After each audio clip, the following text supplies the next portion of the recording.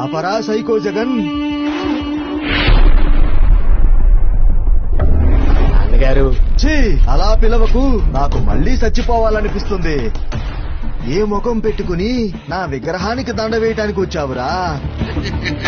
బ్రతికున్నన్ని రోజులు నీ అవినీతి సంపాదన వల్ల సిగ్గుతో సచ్చాను. నేను పోయాక నా శవంతో రాజకీయం చేసి నీ పార్టీకి నా పేరు పెట్టి మరీ ముఖ్యమంత్రివయ్యి జనంలో నాకున్న పేరుని చంపేశావు. రాష్ట్రాన్ని నామరూపాలు లేకుండా చేశావు. అవినీతితో కడుపు నింపుకున్నావు. బాబాయి చావుకి కారణమయ్యావు. సొంత తల్లిని చెల్లిని ఇంటి నుండి తరిమి కొట్టావు. బాబుగారి మీద తప్పుడు కేసులు పెట్టావు.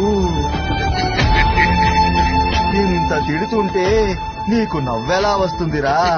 ప్రజలు బాధపడుతుంటే నవ్వుతావు. ఎవరైనా పోయారు అంటే నవ్వుతావు.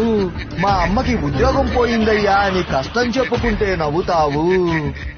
రాజశేఖర్ రెడ్డి బిడ్డ ఇంత దుర్మార్గుడా అని ప్రజలు తిట్టుకొని రోజు లేదే.